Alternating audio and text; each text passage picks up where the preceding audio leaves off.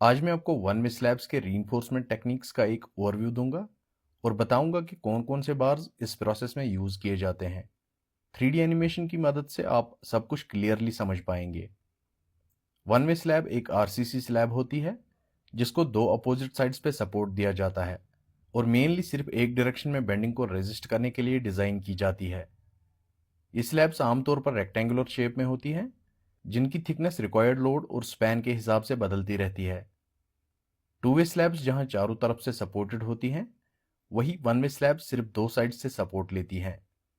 इस वजह से ये स्लैब्स कुछ इस तरह से डिजाइन की जाती हैं ताकि एक सिंगल एक्सिस के अलोंग होने वाले बेंडिंग स्ट्रेसेस को रेजिस्ट कर सकें।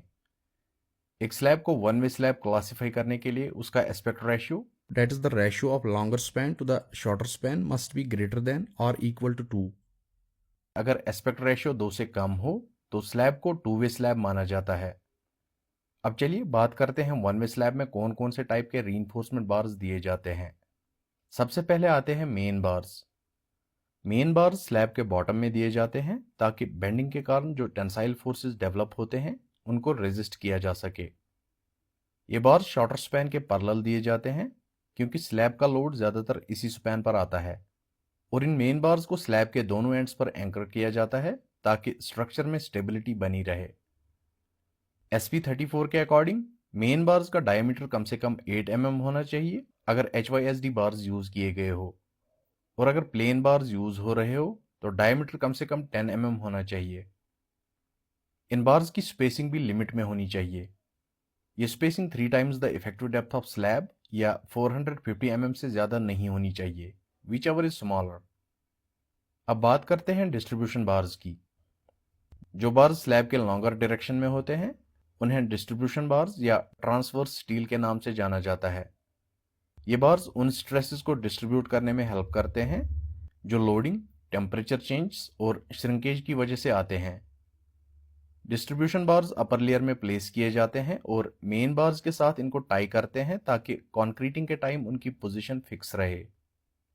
SP34 के अकॉर्डिंग इनका डायमीटर कम से कम 6 mm होना चाहिए और स्लैब थिकनेस के 1/8 से ज़्यादा नहीं होना चाहिए। स्पेसिंग कभी भी 5 टाइम्स इफेक्टिव डेप्थ या 450 मिलीमीटर से ज़्यादा नहीं होनी चाहिए, विच एवर इज स्मॉलर। अब बात करते हैं टॉप डिस्ट्रीब्यूशन बार्स की। ये बार्स स्लैब के टॉप में प्रोवाइड की जाती हैं एक क्रिटिकल लेंथ के अक्रॉस। ये लेंथ जनरली L/4 ली जाती है जहां L स्लैब का शॉर्टर स्पैन होता है। SP34 के अकॉर्डिंग कम से कम 2 टॉप डिस्ट्रीब्यूशन बार्स प्रोवाइड करना मैंडेटरी है। फाइनली बात करते हैं टॉप एक्स्ट्रा बार्स के बारे में। ये बार्स तब प्रोवाइड की जाती हैं जब main reinforcement alternatively bent up bars से बनी हो। ये बार्स नेगेटिव बेंडिंग मोमेंट्स को रेजिस्ट करने में मदद करती हैं, specially eight slab ends.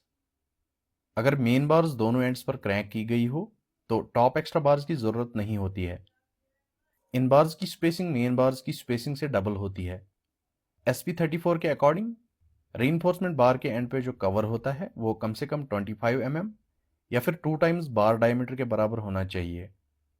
Minimum cover 15 mm या बार डायमीटर के बराबर होना चाहिए, विच एवर इज ग्रेटर। तो इस वीडियो में इतना ही।